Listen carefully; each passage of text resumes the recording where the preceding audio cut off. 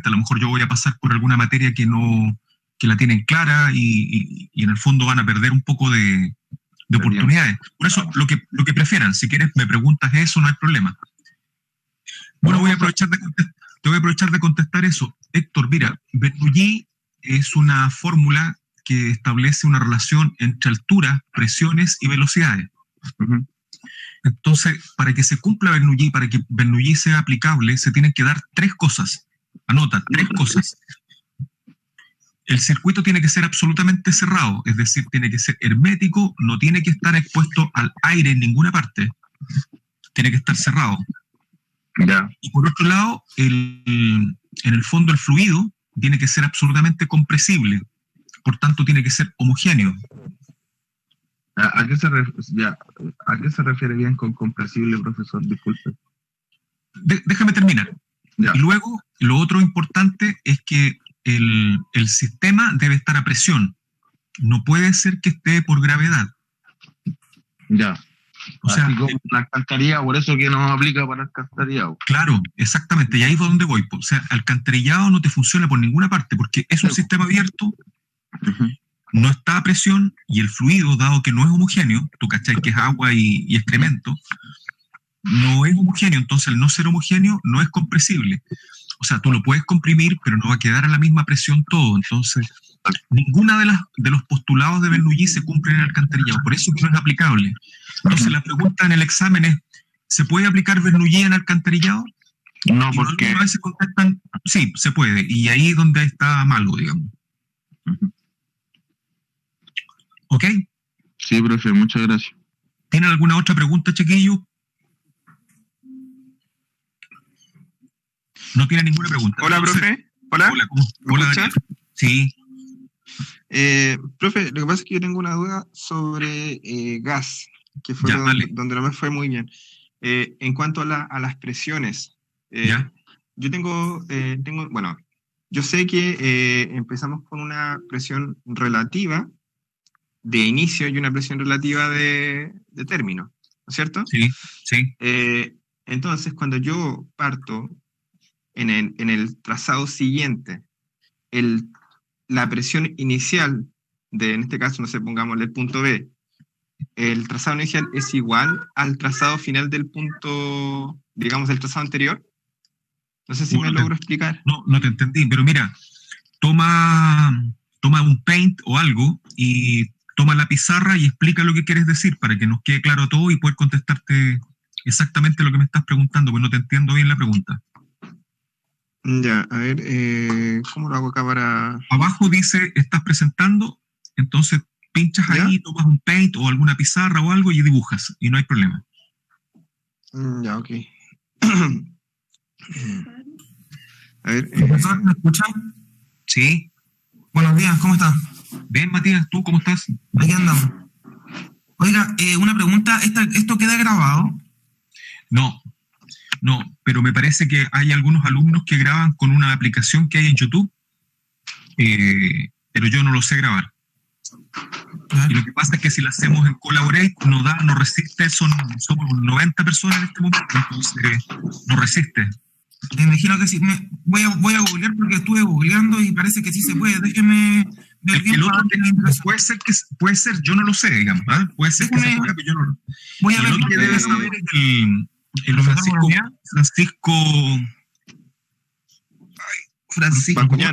Bascuñán. sabe. Ese gallo es súper computín, sabe todo. A ver. Ya va. Puedes hacerlo con un PPT, grabar un video. En Eso era- PowerPoint te permite grabar la pantalla. A ver, profe. Sí, sí. Ahí se las puedes compartir después a todos y al profe.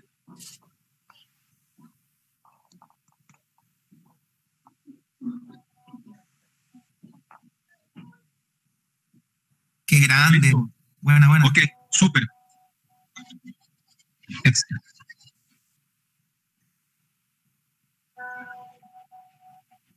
Ok. Ya. Gracias. Ya, Daniel, dale con tu pregunta.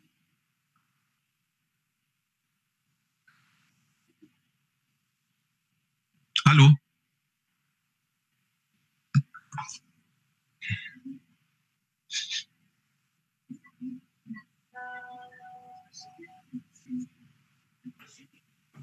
Daniel, ¿puedes?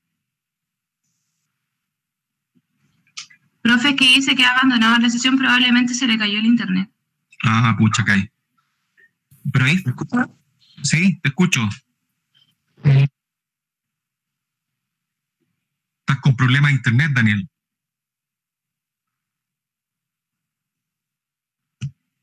Bueno, mientras Daniel se conecta, voy a partir con un repaso de lo que es TAC. Vamos a partir viendo todo lo que es TAC en orden. No obstante, me pueden interrumpir y hacer las preguntas que quieran. Dale.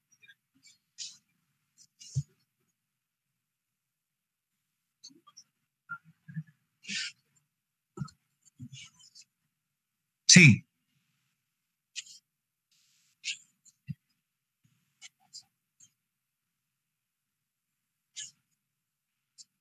Claro.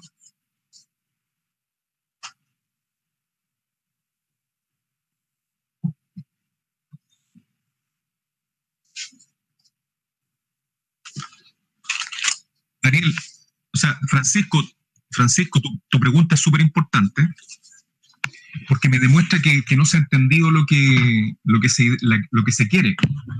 Cuando hablamos del antes y el después, nos referimos a que, por ejemplo, ustedes no sabían hacer la curva S. Entonces, a partir del curso aprendieron a hacer la curva S. Ustedes hicieron varias versiones, la versión 1, la versión 2, la 3, la 4. Yo me consta que algunas personas llegaron a la versión 8. Bueno, recoger cuáles fueron los principales chascarros, por decirlo de alguna manera, en ese cambio de versiones y ponerlos como el mejoramiento de ustedes. No se refiere a la carta GAN original versus la carta GAN que quedó después. No se refiere a eso, se refiere a qué entendían ustedes por carta GAN, qué entendían ustedes por curva S, qué entendían ustedes por CPM y qué fue lo que aprendieron en el curso. En el fondo, se trata de demostrar, no de demostrar, sino que de espacio, mostrar qué fue lo que aprendieron en el curso. No se trata de mostrar cómo era la carta GAN al principio y qué pasó después, que tuvimos la pandemia. No se trata de eso. Se trata de mostrar cuáles eran los errores que ustedes no tenían claro, los conceptos que no tenían claro y que aprendieron a partir de las clases que se tuvieron.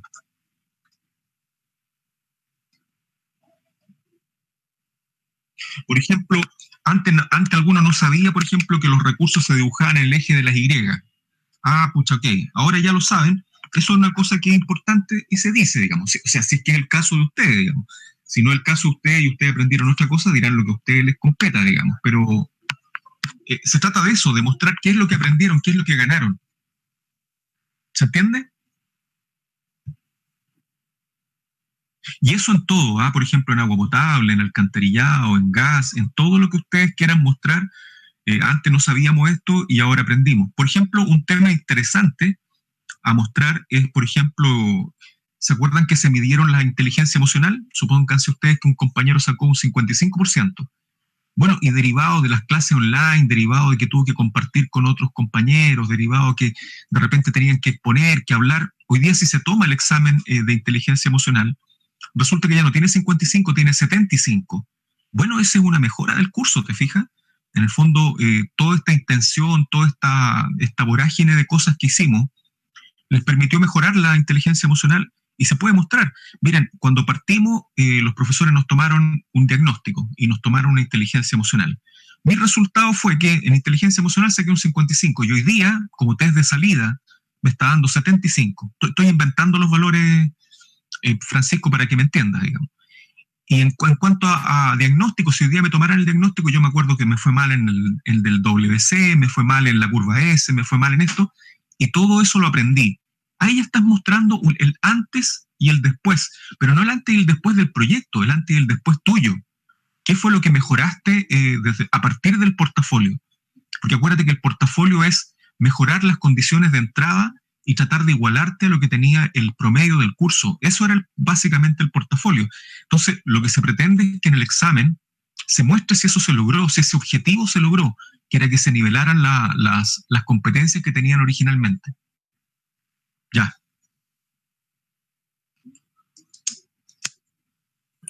Profesor, buenos días. Buenos días. Carlos Sangüesa por acá, ¿cómo está? Hola, Carlos, ¿cómo estáis? Bien, gracias. Mire, yo en base a eso, lo que usted está hablando ahora, eso tiene que ir plasmado en las reflexiones grupales y como alumnos individuales. Pero dentro de la minuta también hay que ingresar los proyectos, ya sea TAC, urbanización, que en urbanización ingresa todo lo que es gas, alcantarillado y agua potable, y además de eso, edificación en altura y obras viales. Claro. Ahí en esos puntos, porque las reflexiones ya sabemos lo que es, el antes y el después, Sí. lo que acaba de explicar. Sí, Pero en los puntos lo que respecta a lo que es asignatura y ramos pasados, tenemos que también colocar el antes y también hacer una reflexión del ramo cursado, o ahí tenemos que principalmente detallar los puntos como una conclusión del proyecto de cada cosa, Claro. o también es una reflexión. sí, mira, en ningún caso es presentar los planos de cómo quedó el proyecto. Miren, yo calculé los diámetros me dieron de tanta magnitud, y los ocupé con la fórmula Renoir. No, eso no es para una presentación de final. Ya. En el fondo es, a partir del curso pudimos aprender, por ejemplo, a diseñar geométricamente las curvas verticales y horizontales en lo que es pavimento. Aprendimos a diseñar pavimento, estoy inventando porque no sé cuál fue el programa que les dio el profesor Pérez, digamos. Correcto. Aprendimos a programar el proyecto, aprendimos 4 relojes, antes no los teníamos claros, y aprendimos a programar digamos, Cartagán, aprendimos a programar curva S, aprendimos a programar CPM. Antes teníamos estos errores conceptuales y aprendimos estos errores conceptuales. Okay. Y en cuanto a, por ejemplo, al agua potable, puedes presentar la lámina final nomás. Esto fue lo que nos quedó, esto fue lo que aprendimos a hacer, pero como una lámina, no como el procedimiento o toda la etapa que significó agua potable. Claro. Por ejemplo, en TAC, a lo mejor mostrar la versión 1 de la Cartagán y la versión 8, ponte tú, y mostrar cuál fue la mejora, pero no en ningún caso mostrar todo el progreso que significó. Pónganse ustedes en el lugar de la comisión, que va a estar el profesor José Manuel Fuente, va a estar probablemente la subdirectora académica, escuchando el mismo proyecto, porque es el mismo proyecto, 6 más 5, son 17 veces, entonces es una lata. Lo que sí quieren escuchar ellos es lo que ustedes aprendieron. Una lámina final con el fondo lo que lograron está bien, pero no más que eso. Es decir, el proyecto les debería gastar 4 o 5 láminas y nada más. En el fondo, el grueso debiera estar en lo que ustedes aprendieron, lo que ustedes recogieron. ¿Cómo aprendieron a manejar, por ejemplo, las diferencias grupales?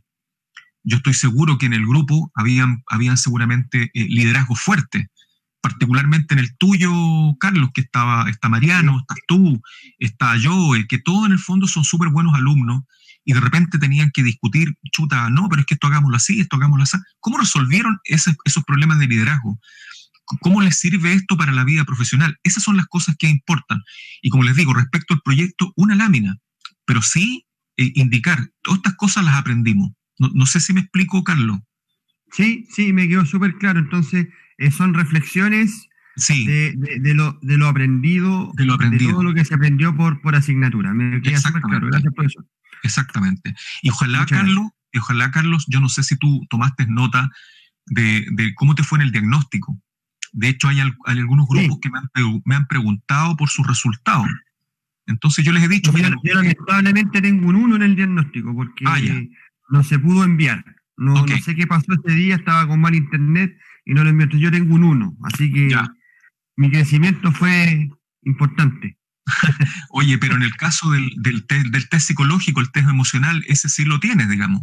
Sí, ahí lo tengo, y bueno, yo saqué con 85 en eso. En el test emocional. Si creciste, voy a hacerlo nuevamente, a ver si crecimos. Exactamente. A lo mejor, claro, a lo mejor muestras hoy día un 90 y eso sería súper bueno, o sea, eso habla bien de ti. Ahora, también se puede hacer un crecimiento grupal, a lo mejor el promedio del grupo era 80, ponte tú, y ahora están en 90 como promedio del grupo.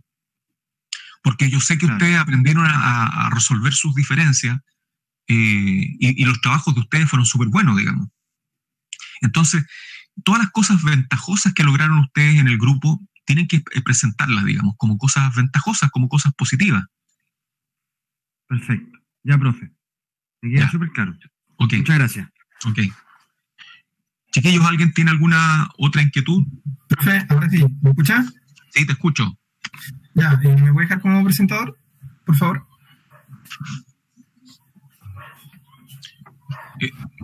¿Ya? Tienes que tomar tú nomás la batuta nomás acá, en este caso. Ah, ya, listo. A ver, ¿cómo lo hago acá? A ver, Víctor Manuel. Ah, Ya, no sé si se logra ver mi pantalla, no cacho. ¿Cómo funciona esto? abajo donde dice estás presentando, tienes que tomar la pantalla y hacerlo nomás, eso es todo. Ah, ya, ok. Listo. Presentar tu screen. Profesor, disculpe, usted debería soltar quizá en la presentación para que el compañero... No, sí, ahí lo estoy haciendo. Ya. Ah, bueno. Ahora sí, Ya. ¿Se ve mi pantalla de...? sí, se ve tu pantalla, sí. Ya, profe. Lo que pasa es que se acuerda que en el trabajo que nos hizo hacer, acá nosotros teníamos el punto D, ¿no es cierto? Sí, El punto C, el punto Sí. D y el punto A. sí, Ya. Acá nosotros empezamos con una presión inicial relativa, presión final relativa, y a la vez acá está la presión inicial del tramo siguiente, sí, ¿no es cierto? sí. Mi duda es si al momento de considerar la presión inicial de este tramo es la misma que viene del tramo anterior o hay que agregar otra cosa. Ya, te entendí la pregunta. Ahora yo voy a ocupar la pizarra. Ya. ¿Se ve mi pizarra, chiquillo? No. Aún no. Aún no, profe.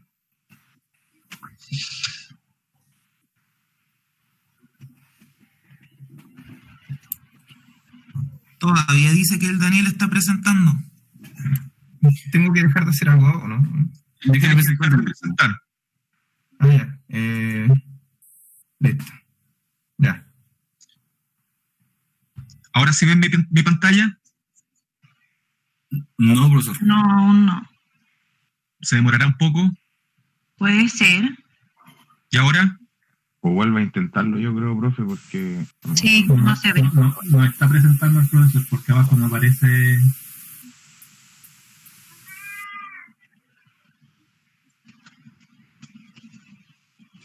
¿Ahora? Sí, ahora se está cargando, sí. profe. Ahora sí, profe. Ahí sí.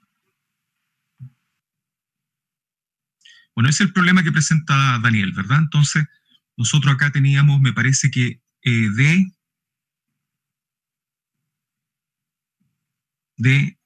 C, B y A. Acá teníamos una presión de inicio,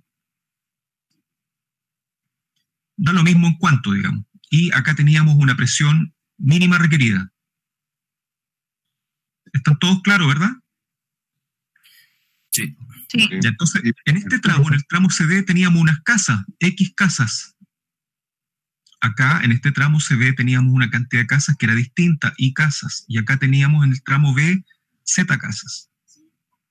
Lo primero que hay que entender es que en este caso todos los tramos son distintos. Me refiero del punto de vista del flujo. Por ejemplo, en el tramo CD, este tramo que estoy remarcando con rojo, ¿cuántas casas están pasando? Todas. X más Y más Z. ¿No es cierto? En el tramo CD va a ser X más Y más Z. Por tanto, esa tubería es más grande que lo que va a ser el diámetro de CB, porque en CB, ¿qué casas van a pasar? Y más Z. Y en el tramo AB, ¿qué casas van a pasar? Solo Z. Por tanto, el diámetro 1, diámetro 2 y diámetro 3, el diámetro 1 va a ser más grande que el diámetro 2 y va a ser más grande que el diámetro 3. ¿Eso está claro? No me lo estás preguntando, Daniel, pero está claro eso, ¿verdad? Sí, profe, eso lo tengo claro. Ya, esto es súper importante porque me parece que ayer en una ayudantía que hice o alguien que le contesté una pregunta, me decía que él no entendía por qué se había resuelto un problema donde las curvaturas no importaban. Entonces él me decía que él podía resolver desde aquí hasta acá de una vez. Y eso no es así, porque si es que acá el consumo estuviera exclusivamente aquí, y por toda la tubería pasara el mismo flujo, en ese caso para mí este es el inicio y este es el término. Pero en esta tubería, en el caso que estamos analizando ahora, las tres tuberías son distintas, por eso que tengo que hacer el análisis por tramo. Ahora bien, yo lo primero que hago es que tengo la presión en D, ¿verdad? La tengo. ¿Qué hago? La presión en C la estimo. ¿Cómo? Con regla de 3 simple. Regla de 3. Una vez que hago la regla de 3, lo que obtengo es la presión, obtengo el diámetro, ¿verdad? Obtengo un diámetro teórico, luego obtengo un diámetro comercial, y luego obtengo la presión final calculada en el punto C, ¿verdad? ¿Daniel? ¿Daniel? Sí, profe, estoy escuchando. Ya. Entonces, ya tengo la presión final calculada. Ahora, para este tramo, para el tramo CB, esta presión final calculada en C es mi presión inicial. Esta. La presión final calculada en C es mi presión inicial en este tramo. Pero yo acá en B, nuevamente tengo que hacer una regla de 3 simple, pero la tengo que hacer a partir desde aquí y hasta acá. Es decir, yo digo, si acá en C, por ejemplo, tengo 2,6 bares y tengo que llegar con 2 bares acá, quiere decir que voy a perder 0,6 bares en esta longitud, desde aquí hasta acá. Por ejemplo, en 1000 metros. ¿Cuántos bares voy a perder desde aquí hasta acá, que hay 400 metros? Estoy inventando los números solamente para que se entienda. Luego, ¿qué hago? Obtengo la presión final estimada en B. Y ahí me repito este tramo. Presión final estimada en B con regla de 3, diámetro teórico, diámetro calculado, presión final calculada en B, y listo. Y ahora hago el último tramo, partiendo de esta presión final en B, y calculo nuevamente este tramo. Pero acá, como esta presión en A es mínima, yo no tengo que hacer regla de 3 simple, ya la tengo, es 2 nomás. Entonces ahí vuelvo a calcular. Diámetro teórico, diámetro comercial, presión final calculada, y chequeo las velocidades de cada uno de los diámetros. Y con eso, si es que me da, estoy ok. ¿Está claro, Daniel? Sí, sí, profe, ahí me quedó más claro. Sí. Ok. Gracias, Ok. profe. Ya, Profesor, vale. Dígame. hola, buenos días. Le habla René Neira. ¿Le puedo hacer una consulta con respecto a lo mismo? Sí, entonces no borro la pizarra, dígame. No. Mire, por ejemplo, ahí dice que el diámetro 1 tiene que ser mayor al diámetro 2. Sí, Pero, por ejemplo, en ese caso, a mí me dan el diámetro teórico, pero puede ser que en el diámetro comercial se me repitan 2 tramos con el mismo. sí, puede ser. Entonces, tú tienes razón, y para ser estrictos acá, el diámetro 1 debe ser mayor o igual que el diámetro 2, el diámetro 2 debe ser mayor o igual que el diámetro 3. Claro, porque efectivamente vamos a inventar. Este diámetro 1 me dio 40, Claro. pero porque en realidad el diámetro teórico me dio 34. Y después el diámetro 2 teórico me dio 30, me dio más bajo, pero como tengo que ir necesariamente al otro, puede ser que se me igualen. Tienes toda la razón. Yo me refiero a los teóricos, estos diámetros teórico 1, teórico 2 y teórico 3. Claro, con los comerciales puedo lograr empates, pero en el fondo, teóricamente lo que quiere decir es que cada diámetro, en función de que va llevando menos caudal, va siendo más pequeño. A eso me refiero. Pero esa era mi ¿Ok? duda. Ya. Sí, gracias. ¿Alguien tiene alguna duda con respecto a esto, o si no, para partir de más atrás? Ya. Hola, profesor, buenos días. Buenos días. Gonzalo Hernández por aquí. Gonzalo, ¿cómo estáis? Mi duda, bien, gracias. Mi duda es sobre el poder calorífico. Ya, Bueno, dale. si aumento el poder calorífico, el caudal disminuye. Y, No. A ver, espérate. Tu pregunta es si aumento el poder calorífico. ¿Me Sí. preguntaste qué pasaba con qué? ¿Con el caudal? no con el diámetro. El diámetro. Pero- ¿Qué pasa con el diámetro? Ok. El diámetro es 48,6 por longitud equivalente, por densidad del gas, por Q elevado a 1,82, partido por presión inicial al cuadrado, menos presión final al cuadrado. Todo esto en raíz 4,82. ¿Estamos de acuerdo?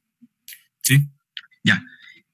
Cuando nosotros sube el poder consumido, digamos, la potencia consumida, estamos atacando el Q. ¿El Q cómo se calcula? Como la potencia consumida partido por el poder calorífico. Esto que está acá es la potencia consumida. La potencia consumida va a ser lo que consume cada una de las viviendas, multiplicado por el número de viviendas, multiplicado por el S. Yo no sé a qué te refieres con que suba la potencia consumida. ¿Con que sube el 30, por ejemplo? No, el 29,4. Ah, ya. Entonces, no te refieres a la potencia, sino que te refieres al poder calorífico. ¿Qué Sí, es este? Ok. correcto. Si sube el poder calorífico, ¿qué es lo que va a pasar? El Q va a bajar, ¿te fijas? Al subir sí. el HS, el Q baja. Ya. Mira, hagámoslo así. Hagamos que Q es igual a 10 partido por 2. Eso me da 5. Pero resulta que el Q sigue siendo 10 arriba, pero este 2 haz de cuenta que sube a 4. ¿Qué pasa con el Q? Baja a 2,5. Porque al dividir un mismo número por un número más grande, el resultado se achica. Al achicarse Q, el Q que entra aquí es más pequeño. Como está en el numerador, el diámetro disminuye. ¿Ok? Sí, profesor. Entonces, en general, cuando yo tengo un número que es el resultado de algo partido por algo, si lo que está arriba sube, esto sube. Si lo que está abajo aumenta, esto disminuye. Entonces, profesor, en el caso de si subo el factor de simultaneidad, Q aumenta y por ende el diámetro aumenta, entonces. Correcto. Si el factor de simultaneidad pasa de 0,35 a 0,50, por ejemplo, el Q va a aumentar porque el PC, que es la potencia consumida, va a aumentar. Porque los 30 kilos van a seguir existiendo, el número de viviendas va a seguir existiendo, pero el factor de simultaneidad, que en el fondo es el número de casas que están haciendo uso del gas en forma simultánea, quiere decir que al subir este número, el 0,35, este PC va a subir. Al subir PC, Q va a subir. Al subir Q, va a subir el diámetro. Ya. Ok, eso es claro, profesor. Ya, súper. Profesor, Dígame. profesor Carlos por acá, con respecto al coeficiente de simultaneidad, ese coeficiente en la fórmula de Renoir, ¿es una constante o eso lo da la compañía de gas que vayamos, digamos, a diseñar la red en la región que estemos? Lo da la compañía de gas. Ya, perfecto. Vale, No, porque hay ciudades donde el gas es mucho más usado que en otras, digamos, es más usado que incluso que la energía eléctrica, y ahí el S es mucho más grande. claro. Ya, me queda súper claro. Ok. Vale, profe. Entonces, vamos a hablar de un poco de TAC, no obstante, si me quieren preguntar de algo entre medio, no hay problema, y escucho y contesto. TAC, entonces, primero, Cartagán. Profesor, Sí, dígame. disculpe la interrupción. Yo tengo duda, que no quiero que se me malinterprete. Quiero saber más o menos cómo vendría formulada una pregunta desde su parte, independiente de la materia, más que nada para yo saber cómo puedo plantear mi respuesta, si tiene que ser extensa, si tiene que ser directa o corta, precisa. Entonces, tengo duda en ese aspecto. Quizá. ¿Joe? Sí, profe. Joe, y hagamos una cosa, hagamos un juego.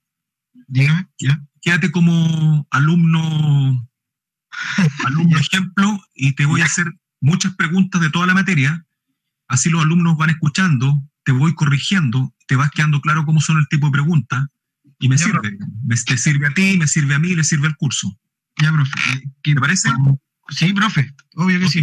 Yo le digo desde ya que estoy preparando un informe de práctica y me pilló medio de imprevisto, pero vamos nomás, obviamente. Ya. Uno nunca debe estar de imprevisto, vamos. O sea, sí, no, más que nada con la cabeza en otro lado. Pero aquí Ok. estoy, profe. Vamos nomás. Ok.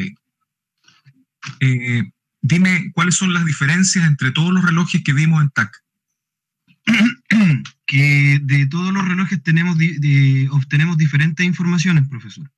¿Ya? Por ejemplo, Cartagán lo que nos aporta es un orden respecto de las actividades y sus duraciones. De CPM obtenemos holguras y rutas críticas.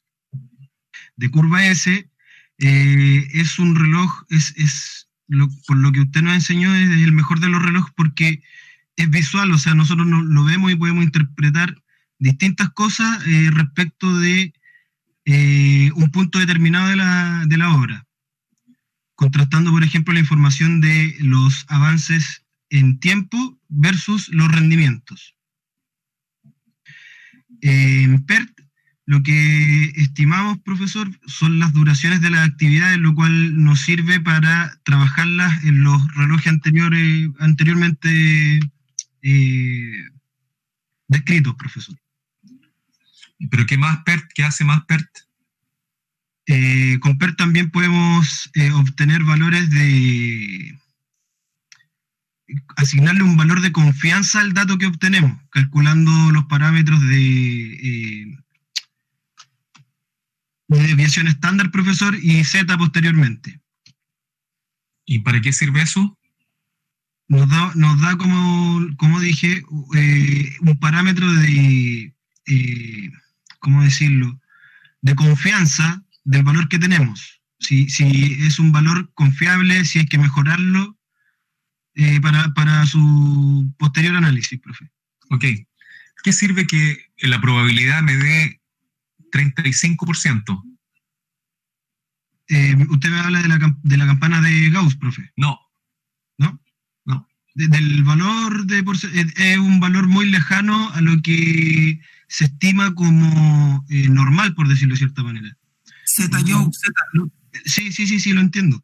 Los valores que en lo que se conversó a lo largo de las clases están dentro de lo normal, vendrían a ser alrededor de un 18%, por ende un 35% habría que buscar un punto donde mejorar y reducir este porcentaje elevado que nos da en este caso, profesor. Ya, no, eso que me estás contestando no está correcto. ¿Hay algún compañero que quiera intervenir? Yo. Ya, individualícese y en el fondo complemente lo que dice el compañero, que está equivocado, ¿cierto? Estamos todos de acuerdo que está equivocado en lo último que dijo, lo demás que dijo antes está bien. Matías, pues que lo haga Matías, para que por aquí. Vale, Mariano. Si la probabilidad del 35% significa que está dentro del 25 y el 50, por lo que está bien, se puede realizar. Es de fácil cumplimiento. Claro, es lograble. Exactamente. En este caso, adelantar si lo podemos en un proyecto. Exactamente. Estamos de acuerdo. Entonces es de fácil cumplimiento. ¿Qué significa que sea un 50% Joe? Que se puede realizar, profesor. Que se puede realizar. ¿Qué significa que sea un 70% de la probabilidad? Que ya se nos aleja de las posibilidades de lograr lo que se plantea, profesor. No, al revés. Del exceso de recursos. Exactamente, es un exceso de recursos. O sea, es de extremada facilidad de cumplimiento, tanto es así que seguramente tenemos muchos recursos asociados a eso. Claro, sí, profesor, disculpe. Sí. Se podría sacar días a esa actividad o recursos. Se le pueden sacar efectivamente días o se le pueden sacar recursos, exactamente. Esa es la respuesta correcta. Sigamos en esta vorágine. Vamos a soltar a Joe y vamos a sacar a Matías a la pizarra. ¿Estás de acuerdo, Matías? Démoslo.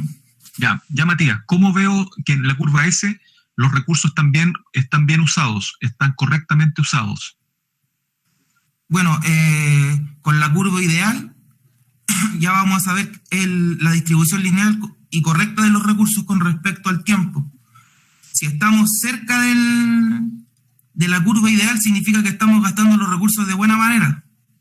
Ya. Bueno, no sé qué más responderle. Que está incompleto todavía. Ya, para saber si la curva S está buena, bueno, deberíamos partir obviamente bajo la curva ideal, pues, y ir subiendo a medida de que vamos avanzando. Debería intersectarse en la mitad de la curva S, o un poco después.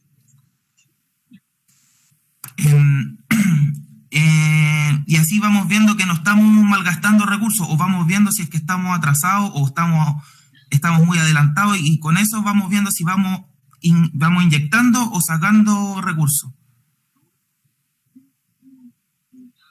¿esa curva S está correctamente bien distribuida o está mal distribuida?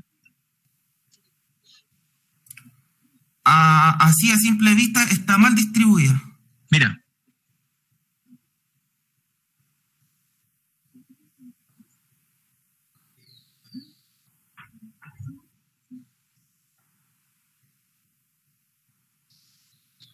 ¿Qué piensas ahí?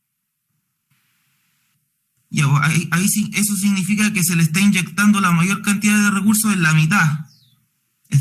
Partimos más o menos flojitos y en la mitad le ingresamos recursos para poder llegar al 100%. ¿Alguien quiere opinar? Habría que dividirlo en tercios, profesor. Primer tercio, segundo tercio y tercer tercio. Ya. Aquí tenemos un primer tercio. Ahí tenemos el segundo tercio.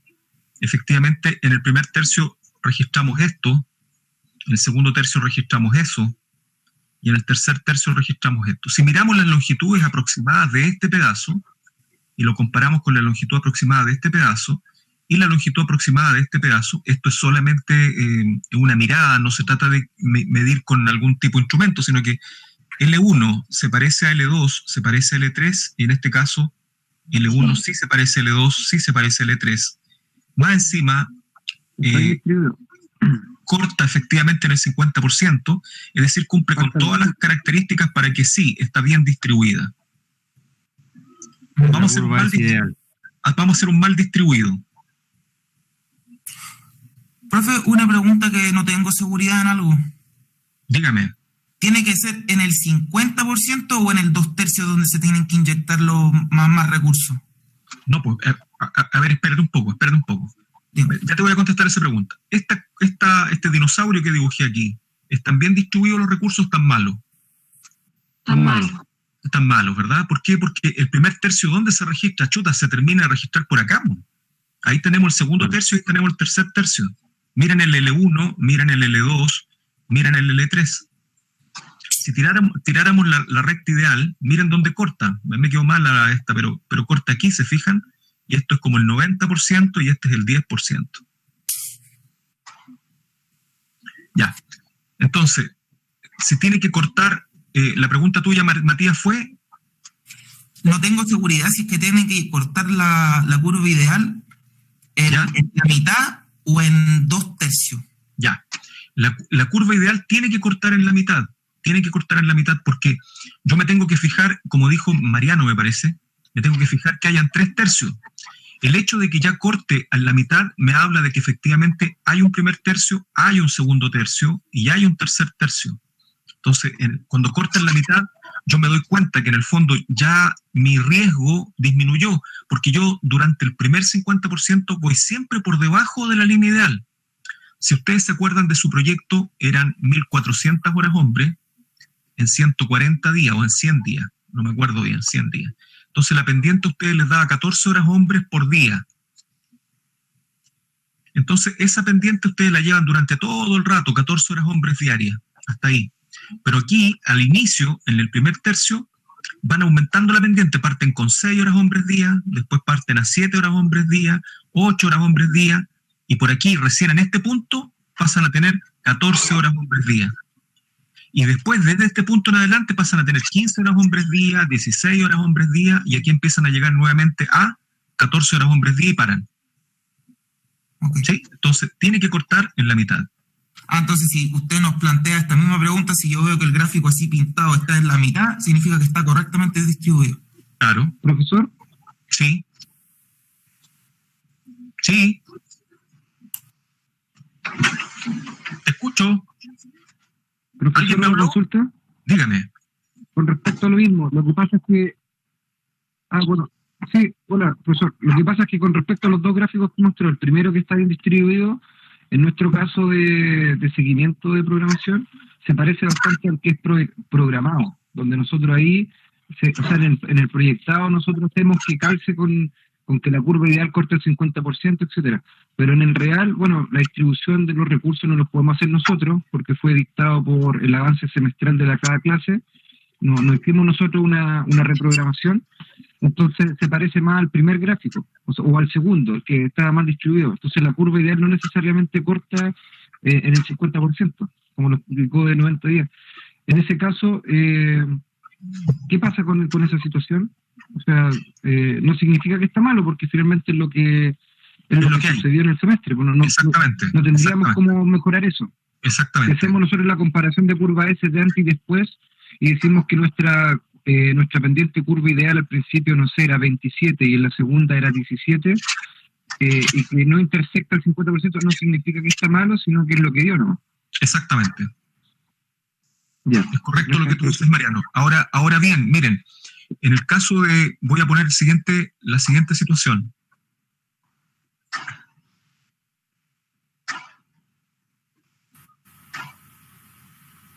Profesor, disculpe, ¿le puedo hacer una consulta con respecto a lo que... Esperamos un poco. Nos pasan un proyecto y nos dicen que nos hagamos cargo de este proyecto. Evidentemente no me pasaron la curva S, sino que me pasaron la carta GAN y nada más. Entonces me dicen, a usted le interesa hacerse cargo de este proyecto y le ofrecen un bono por término anticipado. ¿Qué debería hacer yo? Tomo estos datos que están acá, construyo mi curva S y me da esto. ¿Yo qué hago? Tiro mi línea ideal desde aquí hasta acá y me doy cuenta que esto está cortando en el 80-20. Me doy cuenta que parto demasiado flojo. Sin embargo, si yo pudiera hacer una optimización de los recursos, es decir, distribuirlos de otra manera, yo tal vez podría llegar a una cosa como esta. Y en el fondo, terminar antes. Aquí lograr terminar antes con el proyecto.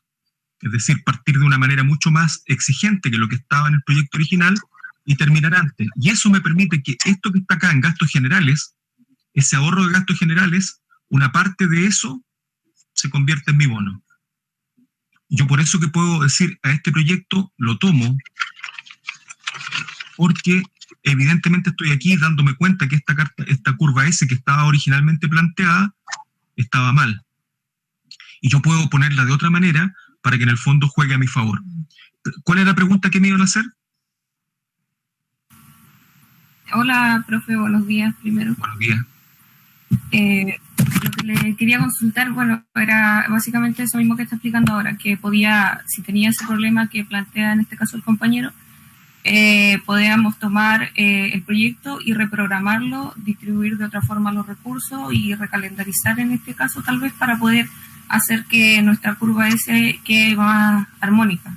Exactamente, pero lo que se refiere Mariano era que en el fondo había muchas cosas que eran fijas y por tanto no se podía jugar mucho. Pero en efecto, si se tratara no del ramo, no del ramo de portafolio, sino que se tratara de una obra en cualquiera, lo que uno tiene que hacer es tomar los recursos, tomar la programación y reordenarla al modo que te quede la curva S lo mejor posible, digamos, que es en el fondo la forma de curva S que hemos enseñado, que es esta, esa es la que tenemos que apreciar siempre en una obra. Esta curva S, voy a borrar lo que tengo acá en pizarra y les voy a explicar qué significa también, digamos. No sé si ustedes han visto cuando les ha tocado estar en una obra que de repente la gente pelea en la obra porque, no, pero ¿y por qué contrataste a esta persona? ¿Y cómo entró sin charlas de seguridad? ¿Y por qué está sin los EPP? ¿Cómo lo mandaste a terreno si no tiene inducción? Bueno, eso ocurre porque tenemos una cosa, por ejemplo, como esta.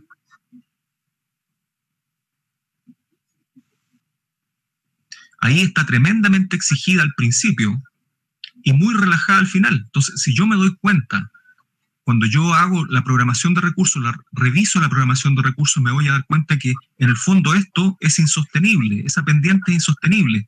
Esta pendiente del primer tercio es muy fuerte, esta pendiente es muy fuerte.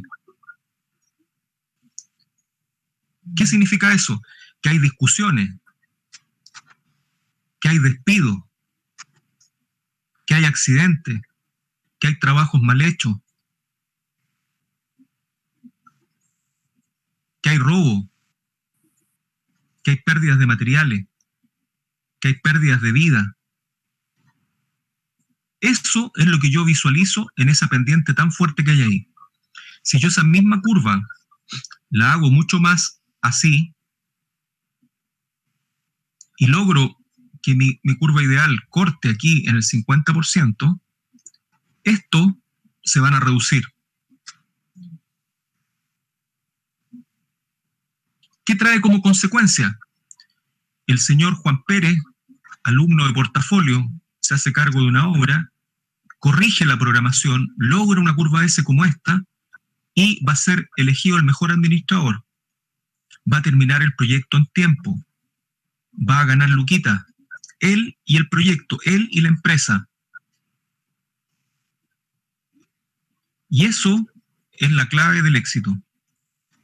Si yo no me preocupo de esta curva S al principio, lo más probable es que me encuentre con que voy a tener que hacer lo que me están diciendo. Y eso va a significar discusiones, despidos, accidentes, trabajo, robos, pérdidas, todo lo que acabamos de decir. Por eso que es tan importante la curva S, chiquillos, que tenga la forma de curva S.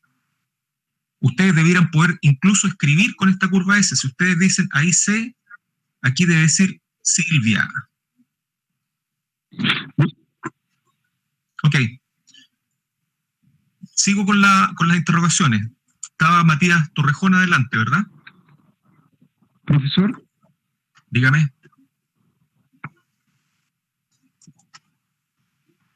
Dígame. Dígame.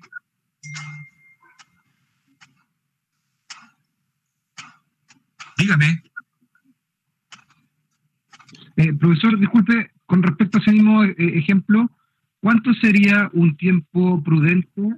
¿Aló? ¿Se escucha? Sí, sí. ¿Aló? ¿Un tiempo prudente para? ¿Aló, profesor? Sí, te escucho. ¿Un tiempo prudente para? Con respecto a ese ejemplo de... ¿Aló? Sí, te escucho. Te escucho.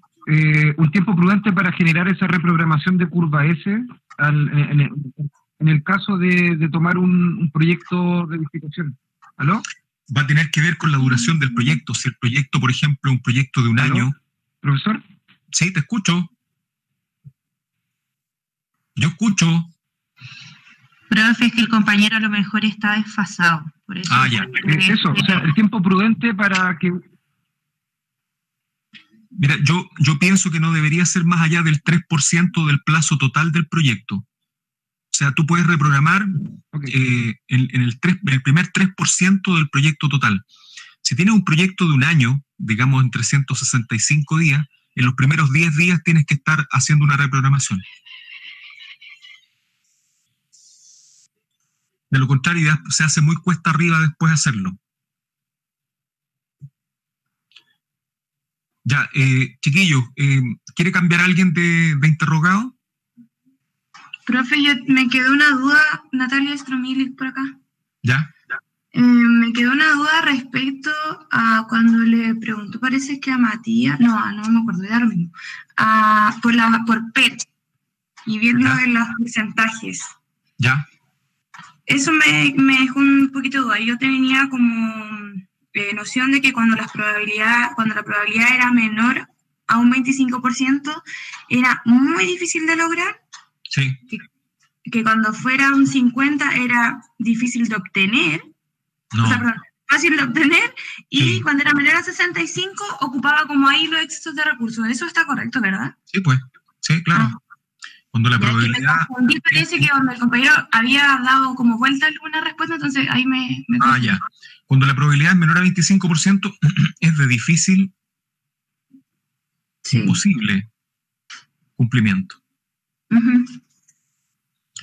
Cuando es igual a 50%, es de fácil cumplimiento. Cuando es mayor a 75%, hay exceso de recursos. Y se entiende que eso ya es votado de fácil de cumplir. O sea, se entiende que esto también se da acá, pero que además aquí ya en esto, en el fondo quiere decir que hay muchos recursos involucrados.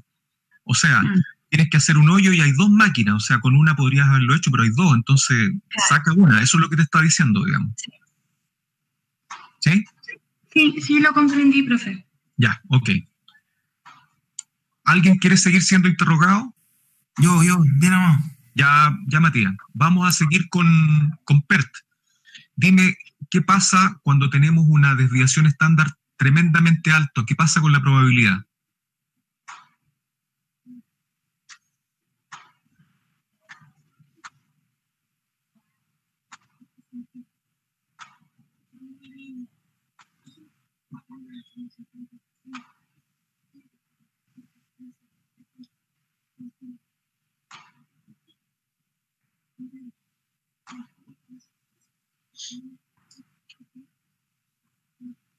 Le echó a perder el micrófono con la pregunta. No,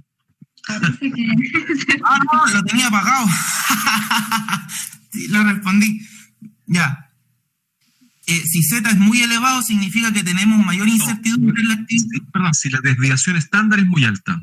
Ya, si la desviación estándar es muy alta, significa que no tenemos como la expertise o la pericia en el ítem que estamos viendo. Entonces, la probabilidad de que se cumpla en el tiempo estipulado es menor. Ya. Ok.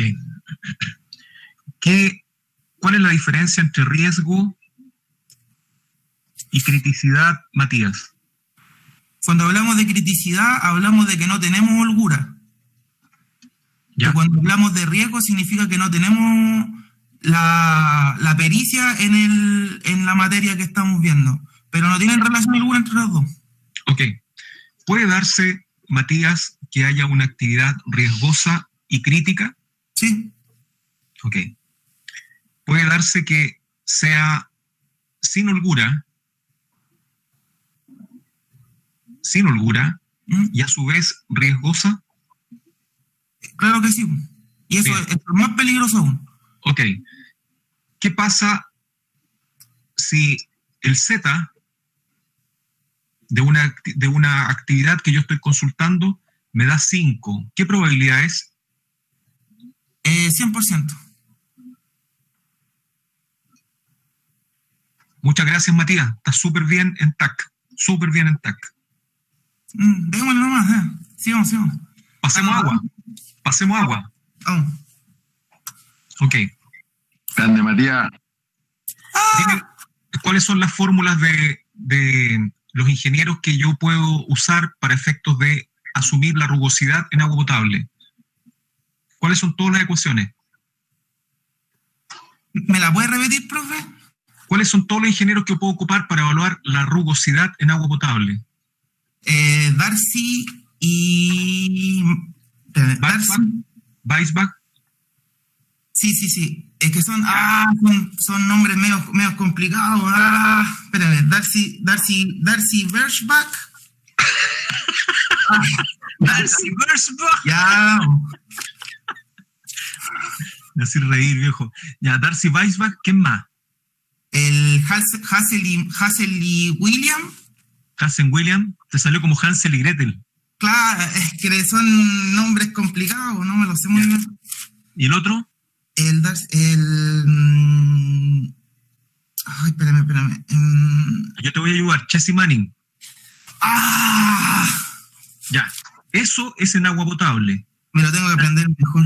Ya, en el alcantarillado, ¿quiénes ocupamos? Ocupamos el de Manning. Ya. Ay, ese no me ocupé. Se me olvidó. Es que ocupamos ese nomás. Está bien tu respuesta. Y dime, ¿y en gas qué ocupamos?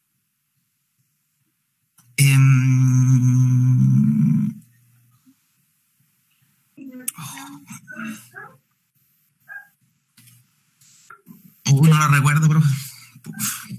Tengo que aprender. La longitud equivalente. Pero no, pensé que era como pero desde algún ingeniero. ¿Pero por qué piensas? No, pues sí, en el fondo es cómo evaluamos la rugosidad, pues en las diferentes formas que vimos agua potable, alcantarillado y gas. En agua potable la rugosidad la medimos con cualquiera de esos ingenieros, Darcy Weisbach, Hassel Williams o Chessy Manning. Claro. En alcantarillado lo vimos con Manning. Y en gas, en la forma de meter la rugosidad, de meter en el fondo la pérdida que se produce, nosotros teníamos una longitud real, y esa longitud real la multiplicábamos por 1,2. Ese 20% está emulando la rugosidad que tiene el sistema de gas en este caso. ¿Está claro? Voy a anotar. Si ustedes se fijan, aquí hay una continuidad. El agua potable, alcantarillado y gas tienen cosas comunes, ¿te fijas? Aquí ocupábamos esto, ingeniero, aquí ocupábamos Manning y aquí ocupábamos el concepto de longitud equivalente. Sigamos en esta analogía. ¿Cuáles eran los factores que nos importaban? El factor que nos importaba en agua potable. El factor en agua potable el circuito sea cerrado. Ya, no, esos son el fondo los tópicos para Bernoulli, digamos, pero yo te estoy hablando de qué es lo que nos tenía que importar en agua potable para el diseño. Las presiones. Ya. Las longitudes. Las longitudes de las tuberías. O las longitudes de los tramos.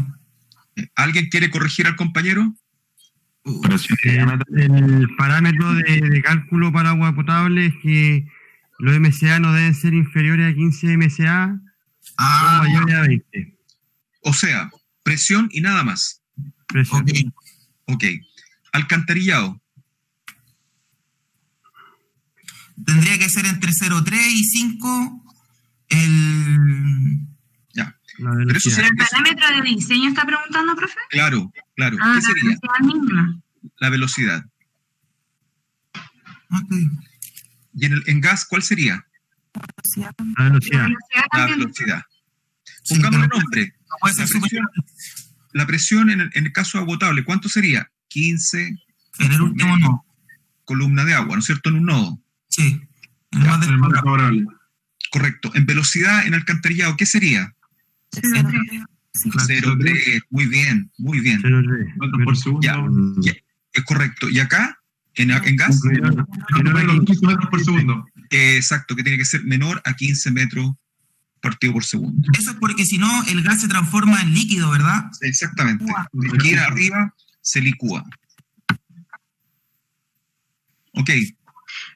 Profe, justo que estaba hablando de que se licúa, que efectivamente pasa eso, pero habíamos dicho que para que no ocurriera eso se aumentaba el diámetro. ¿Y qué hace que al aumentar el diámetro eso no se licúe? Disminuye la velocidad. Y por eso. Claro, disminuye la velocidad. Y por eso se evita que se licúe. ¿Quién está preguntando? Yo, Natalia Stromili. Ya, mira. Esa es la fórmula de velocidad, Natalia. Sí. ¿Ya?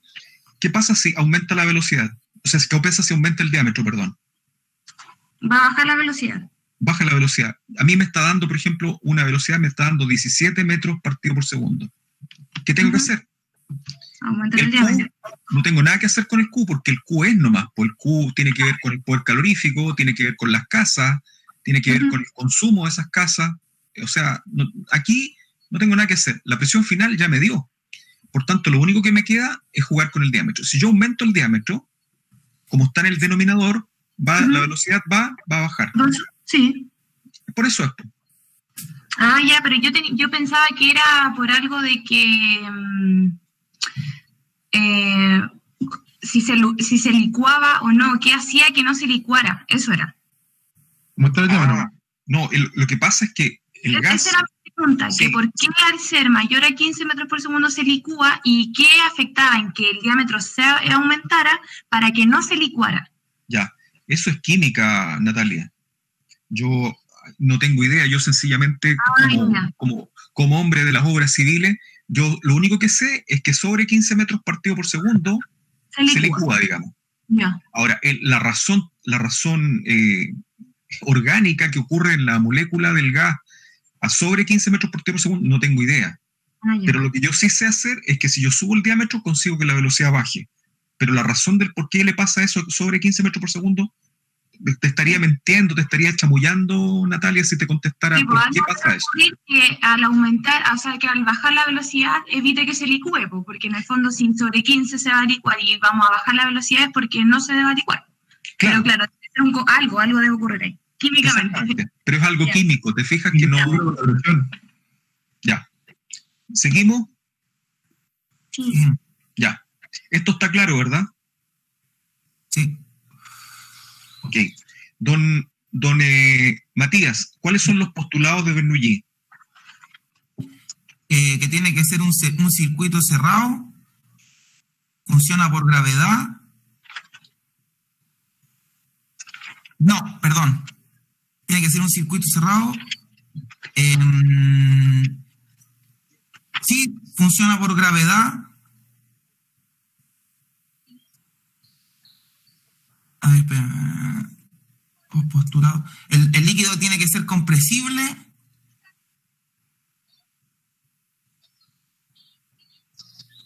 Y tiene que ser un fluido continuo. O el mismo que dijo usted, homogéneo. El mismo líquido. Ya, estas son las respuestas de Matías. En el examen, supónganse ustedes, un poco contestando lo que me preguntó en un minuto Joe, cómo eran las preguntas. Acá el compañero se le preguntó, ¿cuáles son los postulados de Bernoulli? Esos son 3, ¿verdad?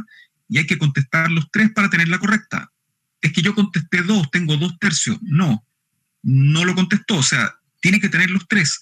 Aquí no es como en esas pruebas que tenían antes ustedes que, si tenían 2 de 3, entonces tenían un 0,67. Pero la gravedad no funciona por gravedad esto. No, po. ¿Y para qué dijiste por gravedad? Me equivoqué. Ya, circuito cerrado, eso es correcto.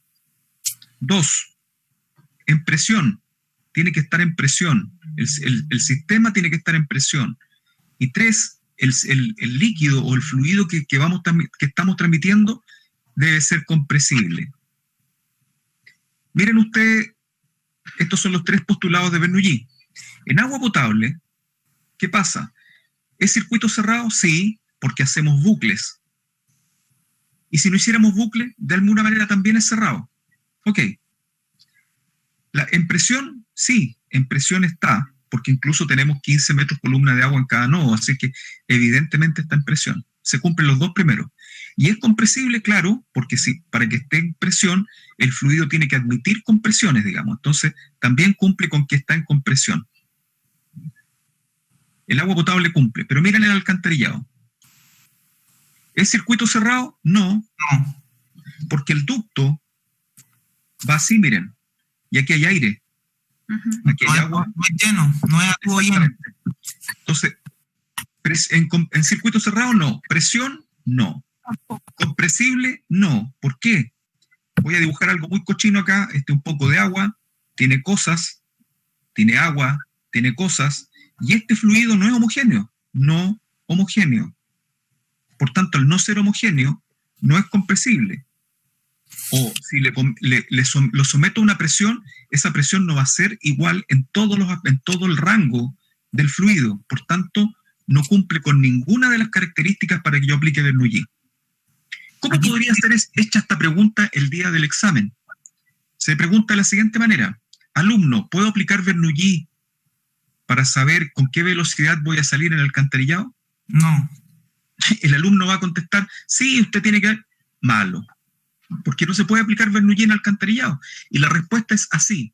No se puede aplicar Bernoulli en alcantarillado, profe, porque no se cumple ninguno de los 3 postulados. A ver, alumno, ¿cuáles son los postulados? Circuito cerrado, tiene que estar en presión y el fluido tiene que ser compresible. Y no es un circuito cerrado, no está en presión y el fluido que va dentro del alcantarillado no es un fluido homogéneo y por tanto no es compresible. Pregunta correcta. Okay. ¿Está claro? ¿Alcantarillado solamente es por gravedad? Solamente por gravedad.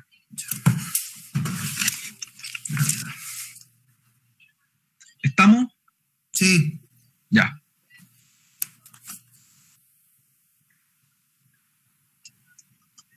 Pregunta. G. Todos saben que es 9,8 metros partido por segundo al cuadrado. ¿Qué significa esto?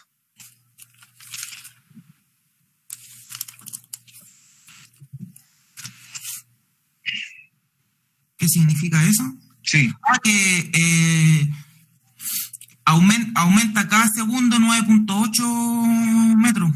¿Qué cosa? Velocidad. Pero dímelo bien. Vais súper bien encaminado, Matías, pero dímelo bien. Sí, a ver, significa que cada segundo que pase, la velocidad del fluido va a aumentar 9.8 metros cada vez. Ya. Lo que dice Matías no está del todo correcto, sin embargo está bien encaminado, pero no está del todo correcto. Lo voy a decir correctamente. Este 9,8 metros partido por segundo al cuadrado lo podemos escribir de la siguiente manera: 9,8 metros partido por segundo, y todo eso partido por segundo. Eso es 9,8 metros partido por segundo al cuadrado. Ahora, esto que está acá permite describir qué significa esto.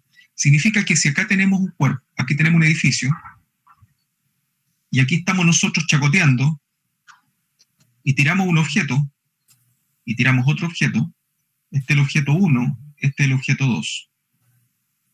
¿Cuál de los dos va a caer primero? ¿El 1 o el 2? Bueno, la verdad es que los dos caen iguales. ¿Y por qué? Y ahora nos vamos a volver a la pregunta. 9,8 metros partido por segundo por cada segundo. Quiere decir que en cada segundo la velocidad aumenta en 9,8 metros partido por segundo, Matías. No estás diciendo el partido por segundo. Entonces, la velocidad aumenta en cada segundo en 9,8 metros partido por segundo. Entonces, este cuerpo, el M1, sale de aquí del borde del edificio, ¿y con qué velocidad parte? Parte por 0. Pasa un segundo y tiene una velocidad de 9,8 metros partido por segundo. Al siguiente segundo, en el segundo número 2, van a haber 19,6 metros partido por segundo. En el tercer segundo, voy a redondear, voy a hacerte que este 9,8 es 10, que este 19,6 es 20. En el tercer segundo vamos a tener 30 metros partido por segundo. Y así, supongamos que pasan 5 segundos antes de llegar al piso, o al llegar al piso, la velocidad del cuerpo 1 va a ser 50 metros partido por segundo. ¿Y cuál va a ser la velocidad de la masa 2? 50 metros partido por segundo. Es decir, como la velocidad de ambos cuerpos es la misma, ambos van a llegar al piso en el mismo tiempo. Profe, entonces no tiene nada que ver la masa. No, pues. La masa no tiene nada que ver. Aquí, por favor, les voy a pedir que me entiendan que no estoy intentando ridiculizar a nada. Pero si yo tiro a un señor flaco acá, muy flaco, lo tiro al vacío, y tiro a una señora gordita, muy gordita, los tiro juntos acá, ambos caen al piso al mismo tiempo. Los dos, el flaquito y la gordita. ¿Por qué? Porque la caída no tiene que ver con la masa, tiene que ver con que la fuerza de gravedad, que es quien atrae a los cuerpos, sencillamente no discrimina entre peso, ni figura, ni edad, ni sexo, ni masa, ni nada. Sencillamente trae a todas las personas por igual a una determinada velocidad. Profe, lo que usted está diciendo aquí es como el peso específico, ¿o está más relacionado con eso? No. Sencillamente, la fuerza de gravedad, o esta cuestión que inventó el señor Newton, nos dice que un cuerpo cae a la misma velocidad independiente de la masa que tengan. ¿Ok? Entonces, si yo acá tiro 10.000 litros de agua y aquí tiro 1 litro de agua, ambos van a caer al mismo tiempo abajo. Entonces, habrán personas, alumnos muy quisquillosos por ahí, que están pensando, profe, pero si yo tiro una hoja de cuaderno y tiro un lápiz, va a caer más rápido el lápiz. Y tiene razón el alumno. Lo que pasa es que en la caída se interpone una cosa que se llama aire. Esa es la fuerza de roce, por así decirlo, ¿no? La fuerza de roce. Pero este ejercicio, este ejemplo que nosotros estamos diciendo acá, supone que no hubiera roce del aire. Es decir, como que nosotros metiéramos a este señor flaco y a esta señora gordita, las metiéramos dentro de un tubo, y de ese tubo no hubiera roce, no hubiera aire, hubiera vacío. Entonces, en esa circunstancia, ambos caen al mismo tiempo. El hecho de que uno no caiga al mismo tiempo que el otro tiene que ver más bien con la fuerza de roce que en el fondo impide que ambos cuerpos caigan con la misma velocidad. pero más tiene que ver con un impedimento al pasar las diferentes capas de aire, no con otra cosa. No es que por peso sean distintos, sino que en el fondo, si yo pudiera achicar los paquetes, podrían caer los dos a la misma velocidad. ¿Por qué es importante esto? Porque hay que interpretar qué es lo que es aceleración. Y la aceleración es un cambio de velocidad en una unidad de tiempo. Entonces, 9,8 metros partido por segundo quiere decir que el cambio de velocidad en un segundo es de 9,8 metros partido por segundo. Esa es la aceleración. ¿Cómo determinó la aceleración el señor Newton? Exactamente, se paró en una punta muy alta, aquí, y empezó a tirar objetos. Y se daba cuenta que se demoraban tantos segundos en caer. Y no importaba la masa, se dio cuenta que siempre la misma velocidad se iba a registrar en los cuerpos. Así se descubrió la aceleración de gravedad. Y es algo que si nosotros tuviéramos tiempo y a ustedes les interesara y a ustedes les gustara, nos podríamos ir a parar arriba del Duoc y empezar a tirar objetos y a medirlo. Hoy día tenemos relojes que son capaces de hacerlo, teléfonos que son capaces de hacerlo, podríamos grabarlo y determinaríamos la aceleración de gravedad sin problema, 9,8 metros partido por segundo cuadrado. Bien, chiquillos. Espero que haya quedado claro porque es parte de las preguntas. Voy a ir a otra cosa que también se pregunta harto y que les cuesta harto a los alumnos. Pregunto a Matías de nuevo. Matías, que me está ayudando a ser interrogado. ¿Estás, Matías, por ahí? ¿Estás con el micrófono bien? Sí, profe. Ya. ¿Qué beneficio se obtiene? ¿Qué beneficio se obtiene en una programación en tiempos tarde versus en tiempos tempranos? Si se hace en tiempos tarde, se pueden consumir recursos después. No tengo que hacer préstamos para el banco antes, por lo tanto no pago más intereses. En cambio, en los tiempos tempranos es que, claro, se ocupan los recursos inmediatamente.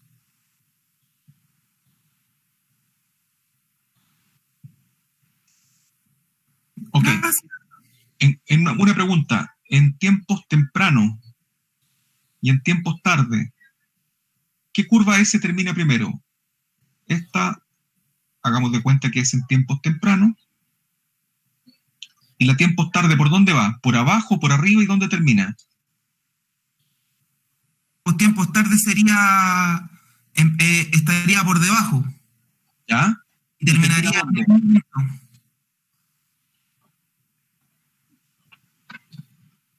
¿Termina en el mismo punto o termina antes o termina después? En tiempo temprano debería terminar antes, el tiempo después debería terminar después. Error. No termina al mismo tiempo, ¿verdad? Ya, esa es la tiempos temprano. La tiempos tarde va por abajo, como dijiste tú,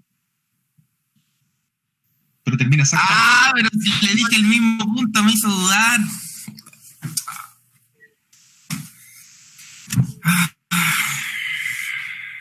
Terminan igual, sí, pero va por abajo. Sí, no, sí. Igual está grabado, ¿ah? Yo dije en el mismo punto. Está grabado, ¿ah? Profe, te cortó, Mati. Bar, quiere ir al bar. Profe, no gacho. No, pero no, me maniego. Me manin. Ok. Sigamos adelante. Ya, vale. Ya. Un alumno se saca un 1 y luego se saca un 7. ¿Cuánto es la desviación estándar? Y a ver, el promedio sería 4, sería 3. Ok. ¿Qué haces con ese alumno? Eres profesor a partir del próximo semestre que ya eres ingeniero. ¿Y qué haces con ese alumno? La desviación estándar te dio 3. ¿Qué haces con esa información? Ya, sí. Si esa es mi desviación estándar, significa que hay... Espérame, si es 3... Debería ser la fórmula en... La desviación, el promedio me dijiste que era 4, ¿verdad? Sí. Okay. 4 menos 7. Sí, claro, pero en el fondo tú vas a hacer desviación estándar partido por promedio, me imagino.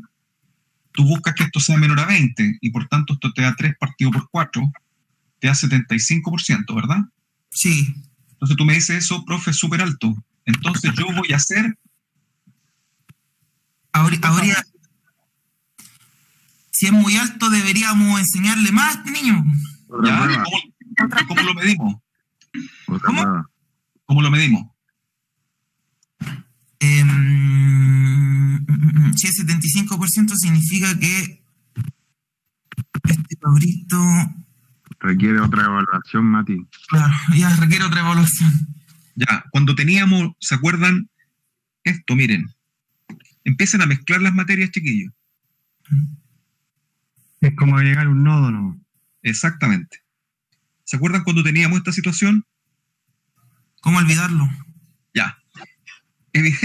Evidentemente, ustedes aquí lo que hacían era agregar un nodo acá, probablemente, ¿verdad? Ahí agregaban un nodo. ¿Dónde está la desviación? Exactamente, aquí agregaban un nodo también. A lo mejor aquí también agregaban un nodo. Aquí, ¿qué es lo que habría que hacer entonces? Hacer otra calificación.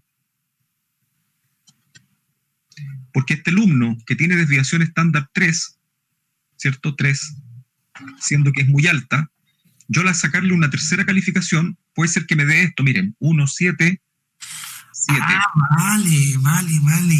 Ay. Miren, ¿qué significa, chiquillos? Por favor, les pregunto a todos los que están en sala, ¿qué significa que este alumno, que tenía primero un 1, después se sacó un 7, me doy cuenta que la desviación estándar era 3, que partido por 4 me da 75. Según lo que aprendí en clases de portafolio, yo debo tomarle una tercera evaluación. Y se saca un 7. ¿Qué harían ustedes? Me gustaría escuchar a Carlos Sangüesa, me gustaría escuchar a Héctor, me gustaría escuchar a Natalia, me gustaría escuchar a la Edith. ¿Qué harían ustedes con este alumno? A ver si coincidimos. O sea, yo para no ser tan malo lo dejaría ahí, pero podría agregar otra evaluación para seguir bajando la desviación estándar. Ya, quiero escuchar otra respuesta. Efectivamente, el alumno sabe, profesor. ¿Quién fue ese? Joe Pérez. Muy bien, Joe. ¿Qué les parece? Hagamos de cuenta que existe mucho tiempo el profesor y mucho tiempo los alumnos. Si les tomáramos una cuarta evaluación y se sacaron 7 y le ofrecemos eliminar esta, ¿lo encuentran justo? Es justo. Es justo, ¿cierto? Porque ¿qué significaba cuando teníamos tan solo estas 2 notas? ¿Qué le pasaba al alumno acá?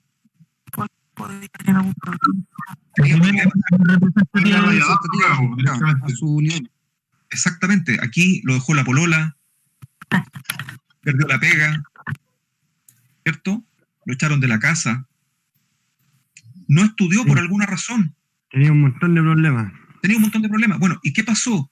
Cuando se saca un 7 después, aquí, muy lejos de que el profesor diga, chuta, ¿habrá copiado o no habrá copiado? Yo lo que tengo que hacer inmediatamente es volver a interrogarlo. Empiecen a juntar cosas ustedes. ¿Por qué el profe hace eso? Lo interroga de nuevo. ¿Y qué empieza a ver acá? Aquí empieza a darse un patrón. Miren, el alumno era de 1 o era de 7, se suma una tercera nota. ¿Qué es lo que le pasa al alumno? Me empieza a mostrar que ese 1 fue un accidente. No es su costumbre esta nota. Él es un gallo de preocuparse, un gallo preocupado. Si yo hubiera cerrado acá, yo lo estoy castigando, digamos. Es como lo que me pasa a mí. Ya, entiendo. Chiquillos, ¿me entienden lo que estoy hablando? Sí. Sí, profe. Ya.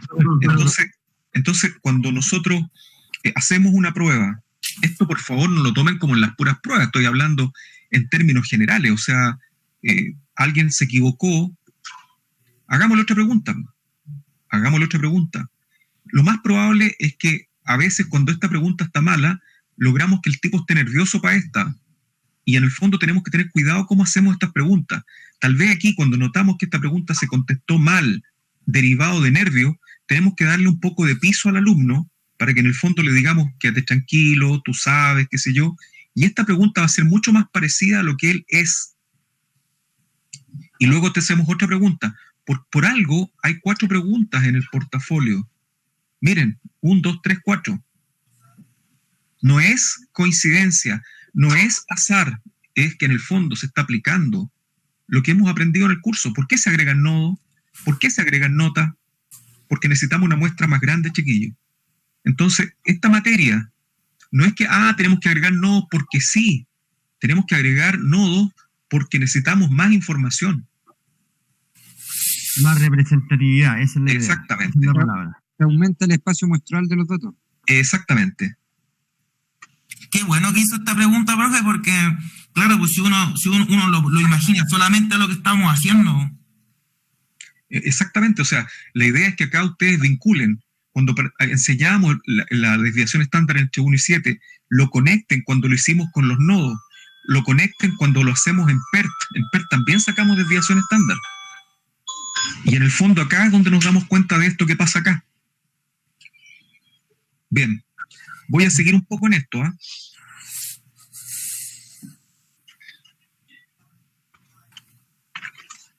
Matías, ¿cuál es la desviación estándar entre 2 y 6? Espérame, 8, 4, 2.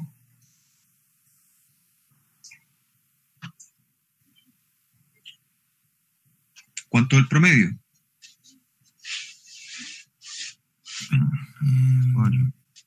Claro, 4. 4, ok. ¿Cuánto es la desviación estándar partido por el promedio? 50, ¿verdad? Sí. Ok. Entonces el alumno tiene un 2, tiene un 6. ¿Qué hacemos? Esto es alto. Le tomamos otra.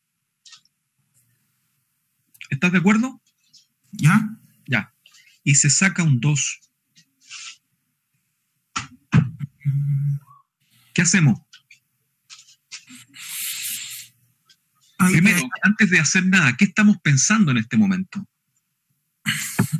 Que no sabía. ¿Que el 6 qué es lo que es? Suerte, copió. Un accidente. ¿Cierto? Sí. Entonces, miren, chiquillos, cuando ustedes estén en el ámbito laboral, esto no es pregunta para el portafolio ni para el examen, estoy hablando de la vida, en el ámbito laboral.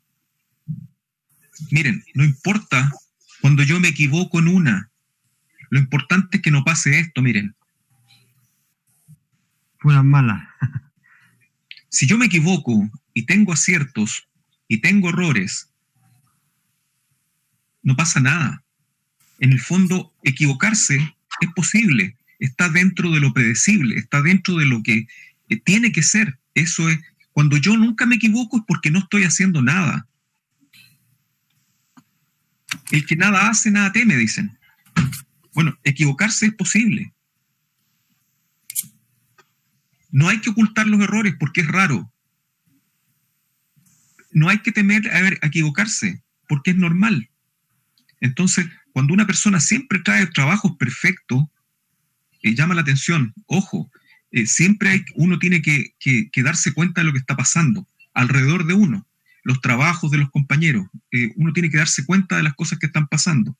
Ustedes aprendan a ver debajo del agua. Esto es parte de lo que tenemos que hacer. A ustedes les van a llegar muchísimos trabajos hechos por otras personas. Y ustedes tienen que saber detectar cuando hay algo que no es original de la persona. Y esta es una manera de darse cuenta. Entonces, esta materia, chiquillos, lejos de haber sido, cuando tengo esta situación en los nodos,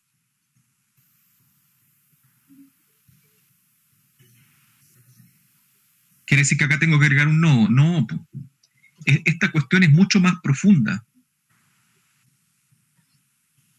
Es más profunda y tiene que ver con que yo tengo que siempre lograr disminuir la brecha entre desviación estándar y el promedio. Siempre tengo que tratar de disminuirlo. No sé si ustedes están al tanto del caso de hay un señor que se llama Pradenas, no sé si han escuchado aquello. Sí. Ya. ¿Qué es lo que está pasando? Hay una acusación de violación, ¿verdad? Pero ¿qué es lo que lo está afectando a él? Que hay otros casos que son parecidos. Es decir, la existencia de este caso, y de este caso, ¿qué es lo que están generando? Un patrón. Y eso es lo que lo está culpando, no otra cosa. Entonces, ¿qué es lo que se está dando acá? Que la desviación estándar partido por X se está haciendo baja y lo está culpando, ¿te fijas? Entonces, en todo orden de cosas, la desviación estándar es un parámetro que no lo saquen más de su vida. No porque salieron de portafolio la próxima semana, deban olvidarse. Por favor, ténganlo siempre en cuenta. Incluso cuando hay una persona que comete un error, no lo juzguen a la primera. No lo echen a la primera. Denle siempre una oportunidad. Siempre hay alguien que le pasó algo, siempre hay alguien que está con una situación particular. Conversen con esa persona. Cuando a esa persona ustedes le dan una oportunidad, se va a transformar en un agradecido de ustedes. Se va a transformar en la persona con la que ustedes van a poder contar para toda la vida. Cuando hay una persona que se saca un 1 y después se saca un 7 y le ponen promedio 4, esa persona no queda contenta. Si usted a esa persona que tenía un 1 se saca un 7, le dan otra posibilidad, se saca un 7, le dan otra posibilidad, saca un 7 y le dicen que te voy a borrar ese 1 y le ponen promedio 7, esa persona a ustedes le van a cambiar la vida, chiquillos. Esa persona él va a decir, en realidad este gallo sabe lo que está haciendo. Y lo que tenemos que hacer al salir de portafolio es generar sonrisas en la gente que nosotros nos rodea. Nuestra pega no es solamente ganar dinero ni titularnos de ingeniero, sino que es generar una mejora en la vida de las personas. Esa es nuestra pega, chiquillos. A eso vamos a salir a la calle. Ese es nuestro rol. Generar sonrisas en todas las personas, generar sonrisas entre nuestra familia, generar sonrisas entre nuestros trabajadores, generar mejoras en la vida, disminuciones de costos para que en el fondo las personas puedan tener acceso a mejores infraestructuras. No castiguen ni califiquen por la primera. Dense un tiempo. Ya. Correcto. Profesor, una consulta con respecto a eso. Nosotros dentro de nuestra evaluación como grupo calculamos el ratio de la nota al inicio y al término. Súper. Y pasamos de un 61 a un 3,5. Sabemos que no estamos dentro del rango del 18%, o sea, los datos no son muy representativos, pero es lo que da, o sea, se puede exponer y indicar que eso es lo que fue. ¿Me puedes repetir de cuánto pasaste a cuánto? Del 61,08%, que fue al inicio. ¿Ya? Se bajó el ratio a 3,95, en base a las notas reales, o sea, las notas de control versus las notas de presentación de examen. Es lo que da nomás, no es como que lo podemos mejorar. Pero ¿cómo de 61? ¿Esto en qué está medido? No se calculó el promedio de los 5 integrantes. En la nota de control se le sacó la desviación estándar de la nota control de los 5 y se sacó el ratio en función de esos dos datos y dio un 61,08. Ya. Y en el final del semestre, el promedio de las notas de los 5, la desviación estándar de los 5, dio un ratio de 3,95. O sea, antes tenían una de mayor dispersión y ahora tienen una menor dispersión. Exacto. Ahora, entonces esto está perfecto, hombre. No sé, estamos bien, pero lo pregunto porque no estamos dentro del 18%, que fue más o menos lo que se ganó. No importa, pero mira, en el fondo tú tenías, aquí había un alumno, aquí había otro alumno, aquí había un alumno, aquí había otro alumno, no voy a dibujar más. Pasó el portafolio, en el fondo lograron esto, miren. Eso nos pasó. Claro, se emparejaron. Y ese es el propósito del portafolio. O sea, idealmente lograr un 0, ¿cierto? Que no haya desviación. Pero eso es imposible. Y si lograron esto, felicitaciones. O sea, de verdad me pone súper contenta la noticia que me estáis dando, Mariano. Mariano, ¿verdad? Exacto, sí, profesor. O sea, de verdad me pone súper contento porque... y eso está reflejado con datos duros, o sea, no... Lo hagan con la inteligencia emocional, lo hagan con el diagnóstico.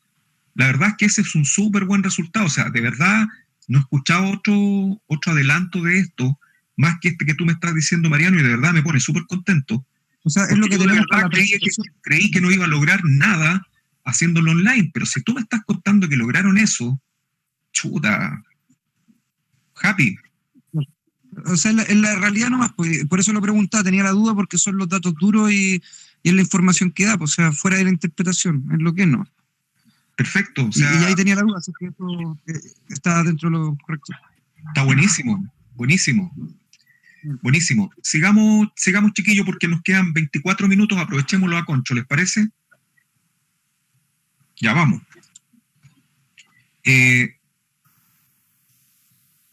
¿Dónde está Joe Pérez por ahí? Aquí estoy, profe. Listo. ¿Dónde es mayor la presión atmosférica? ¿En Santiago o en Viña? En Viña del Mar, profesor. Bien. La presión absoluta, ¿qué es? Profesor, ¿Qué es la presión absoluta? es la presión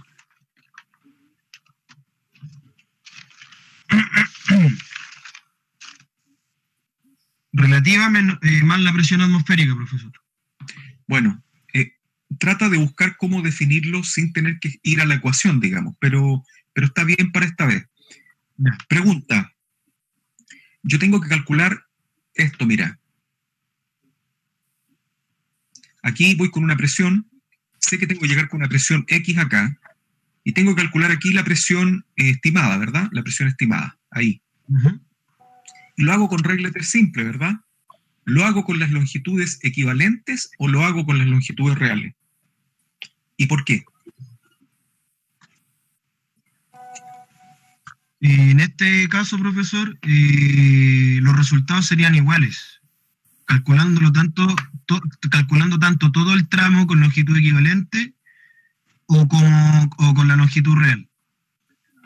¿Por qué? Está bien lo que me dijiste, pero ¿por qué da lo mismo? Porque, por ejemplo, considerando el tramo total con longitud equivalente y una parte del tramo con longitud equivalente, la diferencia entre los valores es la misma que considerando la longitud real en todo el tramo y la longitud real de una parte del tramo. Correcto. Porque no se mezclan longitudes equivalentes en un tramo y longitudes reales en otro tramo, en el mismo ejercicio. ¿Para qué se ocupa una PEA? Es una planta lavadora de aguas servidas, profesor, y cuando hay problemas de conectividad respecto al colector principal, ya sea por la cota o por distancia o porque el colector llega hasta cierto punto y nuestro condominio está lejos de ese punto, es necesario propulsar el agua servida hasta llegar al punto de conexión con el colector principal, profesor. Ok. Pregunta. Sube el factor de simultaneidad. Sube el factor de simultaneidad. ¿Qué pasa con el diámetro de la tubería?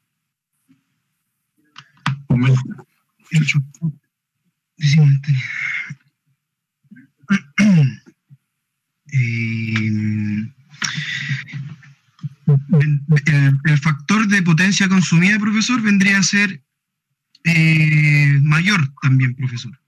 ¿Ya? Y eso se refleja al calcular el caudal.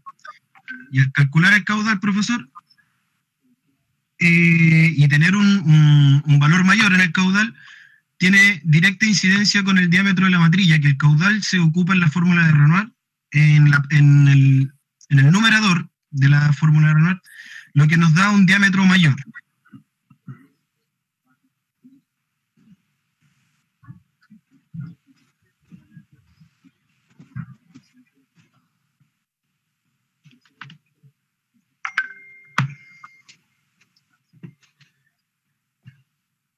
Entonces lo que tú dices es que al subir el S, lo que pasa es que el Q es potencia consumida partido por poder calorífico, potencia consumida, ¿no es cierto?, es el número de casas, por 30 y por S, al subir el S, esta potencia consumida va a subir. Al subir la potencia consumida, el Q va a subir. Al subir el Q, este Q sube. Y como todo esto que está aquí arriba sube, el diámetro sube. ¿Eso es lo que estás contestando? Sí, profesor. Muy bien. Sí. Ok. En el caso de, si yo subo el diámetro, porque me dio un diámetro teórico, y al pasar al diámetro comercial me tuve que ir a un diámetro mayor, ¿verdad? ¿Qué pasa con la presión final calculada? ¿Sube, baja, se mantiene y por qué? Disminuye, profesor. Siempre y cuando el diámetro teórico tenga distancia del diámetro comercial, porque puede que en algún ejercicio medio particular el diámetro teórico nos dé igual al diámetro comercial. En este caso, la presión final calculada no habría incidencia, pero al llevar el diámetro teórico al comercial, hay un aumento de diámetro, hay un aumento de área por donde circula el caudal. Entonces, en este sentido, ya la presión no sería la misma. ¿Y disminuiría o bajaría, se mantiene? La presión disminuiría, profesor. Dentro de un diámetro mayor. Sube la presión. Aumenta. Profesor. Aumenta la presión, Joe. ¿Nos podemos detener aquí? Usted me dice que yo estoy diciendo que en un diámetro mayor, sí. Si tengo un diámetro 26 y lo aumento a 1,32, la presión es mayor en el diámetro 26 con el mismo caudal que en el de 32. La presión, tú dices que disminuye en el diámetro de 32 versus el de 26. Sí. Ya, no es así. Porque el caudal no es el mismo. O sea, el caudal es el mismo, perdón, siendo el caudal el mismo. Sí. No va a ser el diámetro mayor como en la fórmula de presión final calculada. El diámetro está en el denominador, la presión disminuye, Joe, eso es. La presión final, Joe, como dice Carlos, tiene una fórmula que es 48, no, es presión inicial. Sí, profesor. Ya moví la hoja y veo que el diámetro, como dice Carlos, está en el denominador. Claro, es que lógicamente se me olvida que aquí en GAN las relaciones distintas. Estaba como estudiado otros puntos, se me anduvieron mezclando los conceptos. Pero claro, la presión final calculada lleva el diámetro en el denominador. Y eso obviamente, claro, haría el efecto inverso a lo cual yo describí. Es inversamente. Profe, tiene el color del lápiz color blanco, por eso no se le escribe. Puta, te pasaste, no lo iba a descubrir nunca. Man. La presión inicial al cuadrado me parece que es menos 48,6 por la densidad del gas, por la longitud equivalente, por el caudal. Y todo esto es partido por el diámetro. Elevado a 4,82. Correcto, elevado a 4,82. Entonces, ¿qué pasa cuando yo subo el diámetro? Yo esta fórmula, miren lo que voy a hacer. Yo voy a dibujar lo que yo estoy sintiendo en mi cabeza. Yo no puedo manejar todos estos números, entonces yo estoy en un examen y me imagino que presión final es igual a, me olvido de la raíz, es igual a una cosa menos una cosa partido por algo que se está moviendo, que es el diámetro. Entonces, me dicen que el diámetro sube. ¿Qué pasa con esta cosa? Baja. Porque al subir esa cosa que está acá, que se llama diámetro, este X partido por un diámetro mayor, baja. Entonces esto, menos un número más pequeño, se hace más grande. Y por eso que la presión final sube. ¿Está claro? Sí, profesor, yo estoy más que claro. Ya. Es un error que no te metí en una evaluación como esta. Ya, es por si tu respuesta hubiera podido modificar el concepto de otro alumno, por eso lo dibujé completo. Vamos a otra consulta. ¿Qué pasa con la velocidad?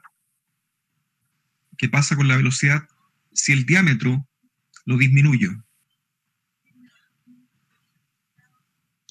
Aumenta la velocidad, profesor. Aumenta la velocidad.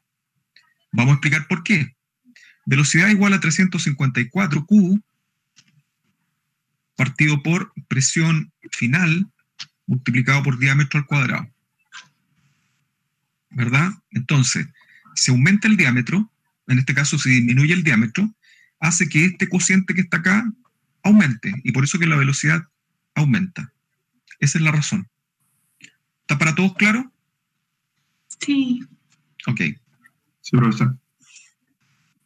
Sí, profesor, se entiende. Ya. Ahora, miren lo que vamos a preguntar.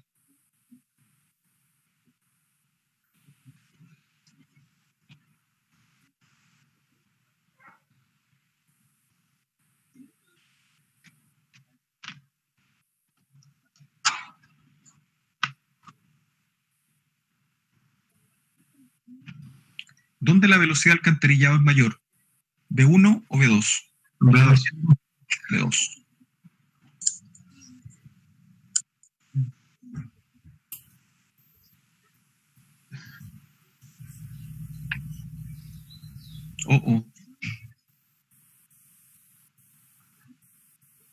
¿Cuál velocidad es menor? La que acabo de dibujar, ¿verdad? ¿B0? Correcto. Ok. Ustedes dijeron delante que en alcantarillado la variable de diseño era la velocidad, ¿verdad? Y es que teníamos que tratar de buscar una velocidad similar a 0,3 metros partido por segundo. ¿Con qué puedo jugar para poder lograr esa velocidad? Las pendientes. El diámetro. Y el diámetro. Ok. Y el diámetro. Pregunta. ¿Qué sucede en este caso? Yo tengo un... Perdón.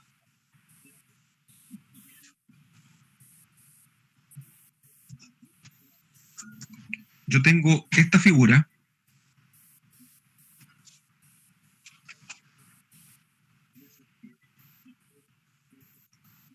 ¿Dónde logro mayor velocidad? ¿En el círculo 1 o en el círculo 2? En el 2, profesor. En el 2. Ya. Perfecto. ¿Por qué? El círculo 1, el mayor. No, pues en el círculo 2. Es que estamos en el alcantarillado, Mariano. Quizás se quedó con lo de gas. Ah, perfecto. Ya. Acuérdense que en el caso del alcantarillado, si tenemos la misma agua, ¿cierto? Tenemos que partir de ese supuesto, que tenemos mismo caudal. O sea, no porque ponga un diámetro más grande vamos a tener más agua. El agua es la misma. Entonces, en este círculo, el agua va a ir aquí. Y en este círculo, el agua va a ir por acá. ¿No es verdad? Por tanto, evidentemente la velocidad en 2 va a ser más grande que la velocidad en 1. Ahora, eso es lo que circularse. Dígame. Esto ocurre porque la probabilidad de que el agua se estanque es mayor en la tubería más grande. Obvio. Y corro el riesgo, digamos, cuando ya supero o bajo el 0, estoy más bajo que 0,3, el riesgo de estanquedad es alto, digamos. Entonces, ojo, por eso que en el caso del alcantarillado, cuando yo digo subo el diámetro, no estoy yéndome a un parámetro de seguridad, me estoy yendo a un parámetro de inseguridad. No sé si se entiende. Siempre es mejor ocupar los pendientes, entonces. Exactamente. Este es el parámetro que debemos jugar. Pendientes, en uno de los exámenes que tomamos de portafolio de sustitutivo solemne 2, un compañero parte a los 5 minutos y me pregunta, profe, ¿puedo modificar el diámetro de 200 a 300 porque no me está dando la velocidad? ¿Qué le dirían ustedes a ese compañero que está dando esa solemne? ¿Probaste con la pendiente? Gracias. Gracias. Esa es la respuesta. Entonces, ¿y de qué se ríe? ¿Está bien? Eso es. Claro. Ya. Vamos ahora a la siguiente situación. Tenemos acá, en agua potable, una matriz. Y la situación es la siguiente. Aquí tenemos una casa. Aquí tenemos otra casa. ¿Dónde tenemos más presión? ¿Aquí o acá? P1. P1. En el punto más bajo, profesor. Gracias. P2. P2 es mayor que P1. Correcto. ¿Está claro por qué? Donde yo tenga la diferencia mayor de altura es donde voy a tener mayor P. Bernoulli. Z1 más P1 partido por gamma más B1 al cuadrado partido por 2G. Esta matriz, ¿qué tiene? Tiene una cota. ¿Qué más tiene? Tiene una presión. Por ejemplo, 8 metros columna de agua. La velocidad la vamos a expresar porque la vamos a suponer similar en todo el ducto. Por tanto, la presión que trae esto me hace que en el fondo yo deba entender esto como que aquí tengo la matriz como un estanque aquí arriba, y aquí tengo esta casa, y aquí más abajo tengo esta otra casa. Entonces, ¿quién va a tener más presión? Esta, que tiene la mayor cantidad de diferencia de altura, que respecto a esta, que tengo tan solo esta diferencia de altura. Esta altura, que es esta casa, que está más bajo, tiene mayor presión porque está más bajo que esta casa que está arriba. ¿Se entiende? En este caso, porque P2 está más cerca de la cota de la matriz, po. ¿Cuál? ¿Cómo dijiste, Matías? En este caso, P2 tendría mayor presión porque está más cerca de la cota de la matriz. P2 tiene, es porque hay más altura, más diferencia de altura entre la matriz y ella porque está más abajo. Mientras la casa está más abajo, tiene más presión. Si yo acá tengo el estanque, tengo más presión en esta casa que en esta. Claro.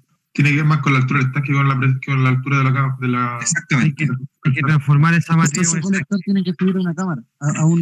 El colector debe subir a un estanque. Eso es lo que no está acá en el dibujo. Exactamente. Vamos a otra cosa. Tengo lo siguiente. En este nodo y en este nodo, aquí tengo 10 metros columna de agua. Y en este nodo tengo 12 metros columna de agua. ¿Cuánto tengo que aumentar la altura de la torre para lograr los 15? 5 metros. 5 metros. Ok.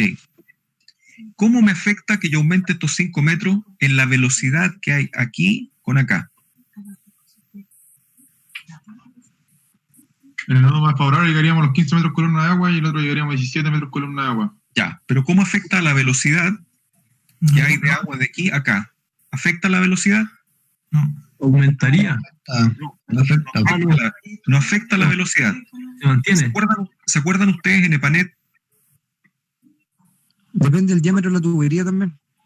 Eso sí. En EPANET se acuerdan que tenemos dos ramas. En EPANET tenemos nudos y tenemos líneas, ¿se acuerdan? Sí. Ya. ¿Qué cosas afectan a los nudos? La altura del embalse. ¿Qué afecta a las líneas? Los diámetros. Por tanto, ¿dónde vemos las velocidades? Acá. ¿Dónde vemos las presiones? Acá. Por tanto, si queremos aumentar velocidad, ¿qué tenemos que hacer? Jugar con diámetro. Si queremos mejorar presiones, aumentar altura embalse o disminuir altura embalse. ¿Sí? Correcto. Sí, profe. Ya. Ok. Pregunta. ¿Algún voluntario? Nos quedan 6 minutos. Aquí, profe. Ya. Vamos. Le doy el paso a Michael. Michael está ahí también esperando su... Pues yo. Listo. Tengo 250 litros habitante día. Ya. ¿Qué es eso? Una dotación de agua potable. Claro. Ok. Dotación de AP. ¿Cuánto es la dotación de alcantarillado? ¿Y por qué? 80% de 250. Ya. ¿Y cuánto sería eso y por qué? 200 litros. ¿Ya? Claro. ¿Y por qué tengo que multiplicar por 80%? ¿Por qué tiene que ser menor? Porque no se se ocupa todo el agua. alcantarillado se usa Con la cantidad del agua que se ocupa. Michael, todo el agua se va por la red de alcantarillado, hay alguna que se absorbe en el terreno. Por las pérdidas de los consumos. Porque el 20% se usa en consumo y solo el 80%. Hay que responder a Michael, pues si se supone que él pidió la palabra, pues si no participa. Yo escuché a Michael. Sí, Michael, yo lo escuché. Muchachos, otra pregunta. ¿Se acuerdan de los mansos? Michael, ¿te acuerdas de los mansos? Sí, profesor. ¿Se acuerda que teníamos en algunos lugares del desarrollo de la urbanización de los mansos, teníamos unas áreas verdes? Correcto. Ya. ¿Se acuerda lo que hicimos cuando estábamos viendo agua potable? ¿Qué hicimos con esas áreas verdes? ¿Cómo las tratamos? ¿Cómo las convertimos? Homologamos los metros cuadrados por los dedos. Ya. ¿Por qué no lo hicimos en alcantarillado? Porque la agua alcantarillada no va para el riego.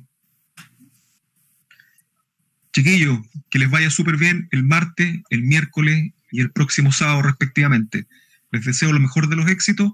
Si quieren nos vemos el día lunes para una preparación más bien de otro tipo, de que estén tranquilos, de que estén sin nervios para el examen.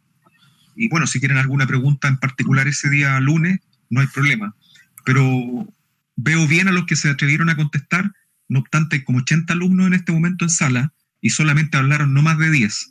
Así que me preocupa los otros que estuvieron en silencio, pero supongo que a partir de los que hablaron es más o menos el nivel del curso. Así que sigan estudiando, no aflojen y nos va a ir súper bien la próxima semana. Así que un abrazo grande, cuídense mucho y nos vemos. Chao. Gracias, profe. El lunes yo voy a citar el lunes para 1 hora, así que éxito, que les vaya muy bien. Gracias. Gracias por todo. Muchas gracias. Chao, chiquillos. Chao, Castillo. Chao.